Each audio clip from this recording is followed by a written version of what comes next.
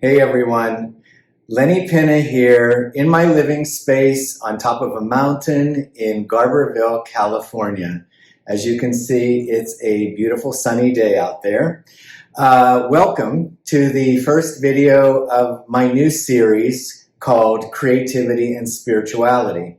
This is a series in which I'm going to begin considering some of the artwork, paintings, quilts that I created over the years, and at specific junctions, how they were integrated with my spiritual life, how they came at pivotal periods or transitions. And so I'm going to start with the first major painting that I made in around February, March of 2002. I was living in Cleveland, Ohio at the time.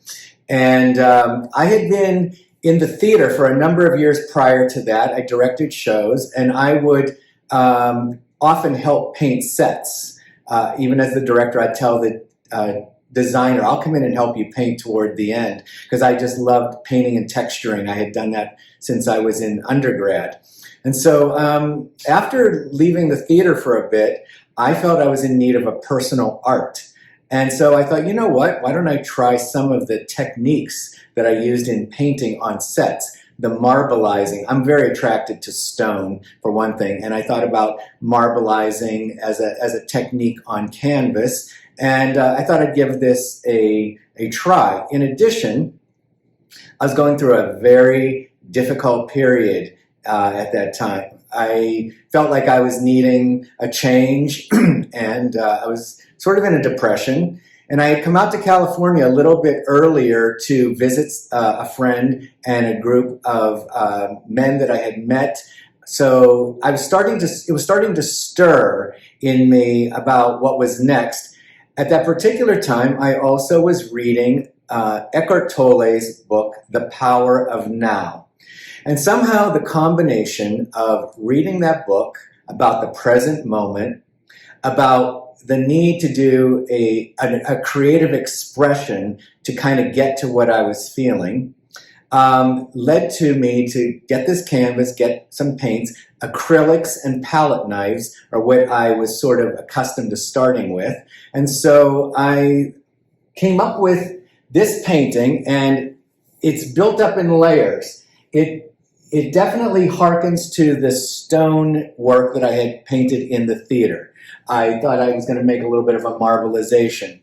However, in the theater production I created right before, the last theater production before this painting, called The Serpent, the set designer had designed a memorial that looked like the Kent State Memorial. We performed this at Kent State, and it was a tribute to the 1970s shootings at Kent State. And the play that was being performed was The Serpent. So we created sort of a memorial-like set, which was all stone, sort of this pink mauve stone, which is like the Kent State Memorial. And embedded in the floor of the stone was a serpent, this kind of S-shaped serpent. But it was, you could see there was something moving under the surface, but it was also held in place as if it was a vein in the stone. So I had that in mind when I started this, and I had this feeling of starting here in the center and creating a spiral. And I used really vivid colors like a deep burgundy. Let's see, there's some browns in there, some earth tones. Also some metallics. I have gold and bronze and copper also. And this painting at different angles at different times of the day shows different nuances. It's always changing, which is part of the part of the philosophy in this particular one. I wanted it to always feel like it was moving, at the same time for it to feel very peaceful and contemplative. So if you think about the chakras, there are 7 chakras: the grounding chakra, the sex chakra. Then we have the solar plexus, which is the sort of gut chakra, the heart chakra, the throat, the communication chakra, the third eye chakra, and then the crown chakra. So I could kind of see this as 7 sort of focal points, and I chose what I consider the solar plexus, this third focal point in which to radiate this spiral. When I started doing the spiral, I could tell I was doing something, kind of special. But when I started adding these little cracked lines all over it, I started to see that something was really happening, like something was coming alive. And my son happened to be visiting me at that time.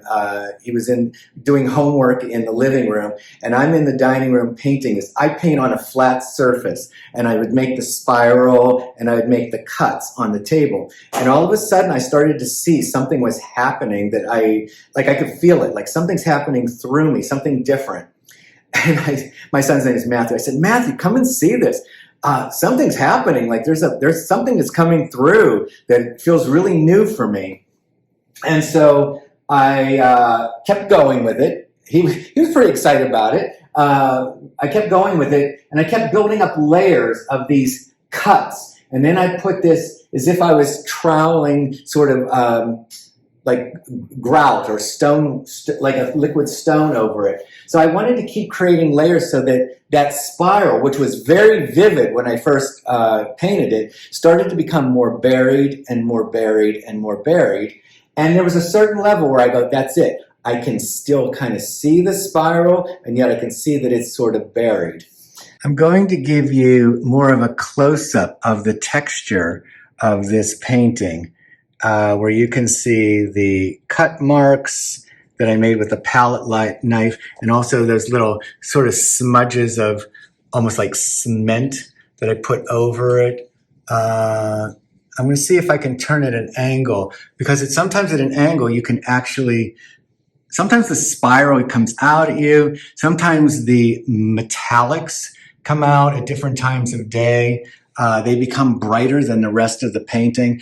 I put a lot of warms and cools in this. I learned that from the theater. So there's at times the painting can look really cool on certain days or certain times of day, and other times very warm and very kind of rich. So it's meant to basically have this sort of always changing, yet very much a timeless, contemplative look, while at the same time it has a lot of movement.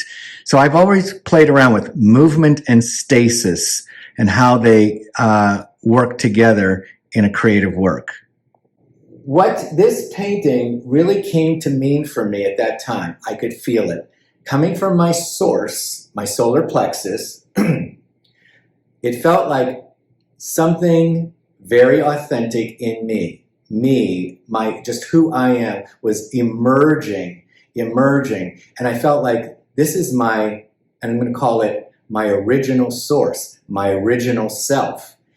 And that reflection brought up the fact that I was born and raised in the Catholic tradition.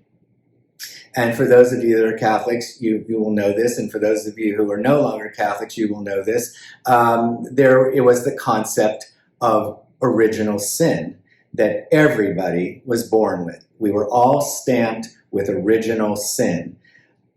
There was a TV show when I was in my younger years. I don't know if it was What's My Line or something, but every time there was a wrong answer for somebody, there was almost like a little black circle and an X. Like, a mistake. And somehow I used to think that, I used to associate that with, that must be like the black mark on me from the original sin kind of thing. Like, no matter what, it's there. Well, as time and life went on, and I, really explored my spirituality in a lot of different ways, I came to not be thinking about that as much. But in this particular moment, I thought, you know what this is? This is the counteraction to original sin. It was like, no, I was not born with original sin.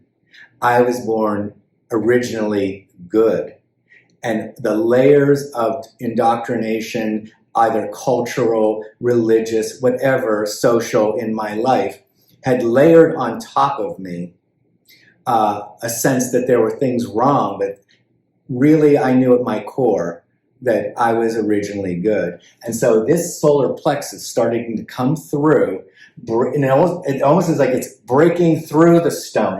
Not only is it buried, but I wanted a sense as if it's also sort of starting to crack and open. And what's cracking it is this original self source emerging through.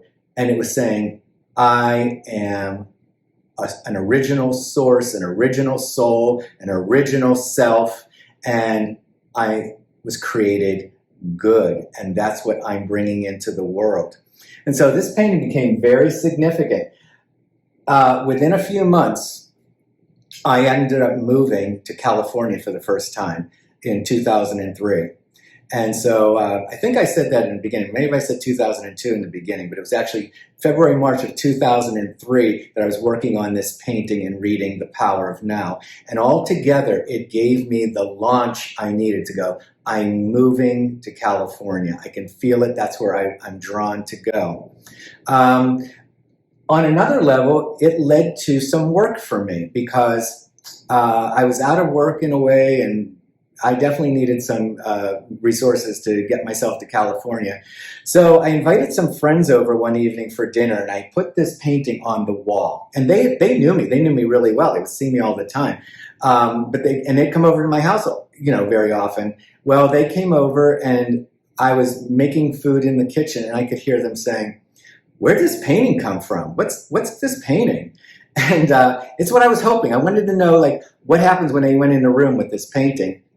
And I walked out and I go, "Where did you get this painting from?"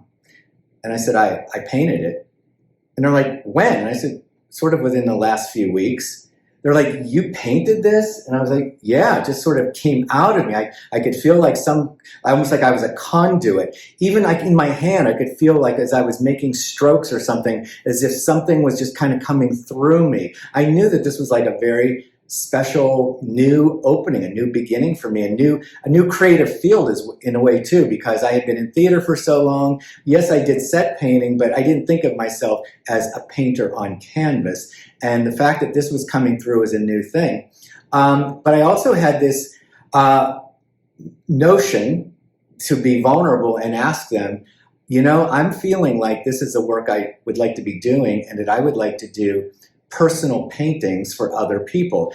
I consider this is my personal painting. When I look at it, I feel me, I feel myself, I feel the core of who I was at that time, and it still has a contemplative feeling for me. I have some evolving thoughts about this as well, but back at that time, I felt like I see me in that painting, and I would like to do that for others, interview them, find out what patterns, textures, colors, themes of their life would make them feel like if I could paint that on canvas, then they could see themselves like in a contemplative way, almost if you wanted to meditate in front of your own sort of reflection. So a couple and two singles, two single women and a male couple, were my friends. They each commissioned me to do a personal painting for them. And I did it within a month. I did a triptych for my two male friends for their long hallway, and they liked sort of Monet-ish colors and textures, and they liked a sunflower, and so that became the focal point. Another friend, actually Christine, who I directed her show recently, commissioned me to do a painting about her, and she had a lot of these Persian influences in hers. And then I actually had a Persian friend who also wanted me to do a painting for her. And so within a month, I got the idea that if I could get these paintings done in a month, I could have a showing of their work and invite other people to see that, and maybe that would continue the work.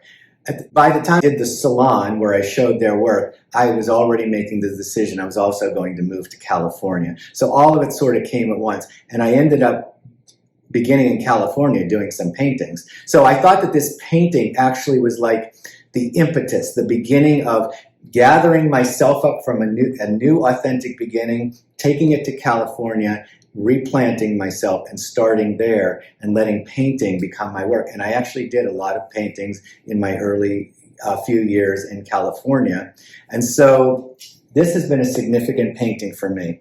I call it Solar Plexus. And when I had my first showing, I concluded it with my friends' paintings, and I called my whole salon Original Self. Now, I'm going to flash forward to when I was in Berkeley, California. I had this painting on the wall. A new friend of mine in California from a spiritual dance community came to my house, and she looked at the painting, and it was interesting. For her perception, she said, "You know, I feel a lot of pain in that painting." And I said, "Really?"